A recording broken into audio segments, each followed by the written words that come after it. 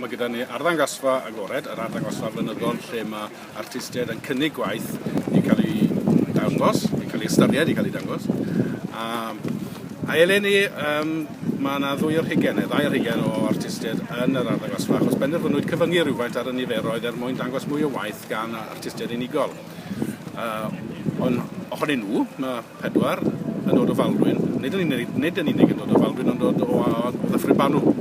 Felly mae yna draddodiad gwiredol cryf yn yr ardal.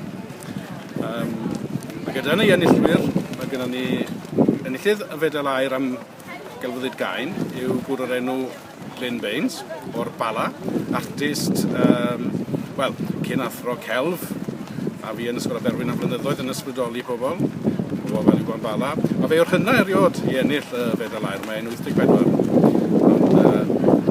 A mae gwylwn ni ffrwyth oes o waith. Yna enillydd yr Fedal Aur am grefft y dylunio yw artist o'r enw Rian Haf o Gwytherin, ger Llanrwst. Ei harbenigedd hi yw gwaith gwydir a golau. Mae gwaith gosod ganddi hi sydd ar ôl steddfod mae'r gwaith yn mynd ar daith drwy Benydd Brydain. A mae gyda ni gwaith gan enillydd yr ysgoloriaeth artist ifanc. Dynes ifanc o'r enw Gwendlian Spink o Aberystwyth. A mae hi am ddefnyddio'r 1,500 o bunnau mae'n mynd i golau Camberwell ar ôl gwrs sylfaen yn Nghaerfyrddin. Ond hefyd mae bryd yn mynd i Tokyo i ddysgu'r grefft o printio a blociau pren, rhyw grefft hynafol o Japan. Felly, bob lwc i Gwendlian.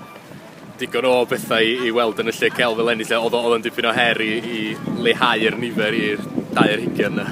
Wel, mae'n ddiddorol fi trafodaeth ynglyn â cyfyngu'r nifer i 12, ond cafodd y detholwyr dipyn o sport yn ei gyfyngu i 20, felly 22 artist sydd yn yr arddangosfa agored. Felly bydd hwnna ddiddorol pa fath o gynsau bydd hwnna yn ei osod ar gyfer y dyfodol. Os gennych chi unrhyw weithgareddau neu arddangosfydd ychwanegol fydd yn digwydd yn ystod yr wythnos? Wel, mae gyda ni, rhan o'r drefn yw bod arddangosfa arbennig yn adlewyrchu rhywfaint ar ddiwylliant y dalgylch yn Eisteddfod. Eleni mae gyda ni ddarn o waith o'r enw Plygain 2015. Sef gwaith sain, gwaith canu, o fewn trailer cario da byw.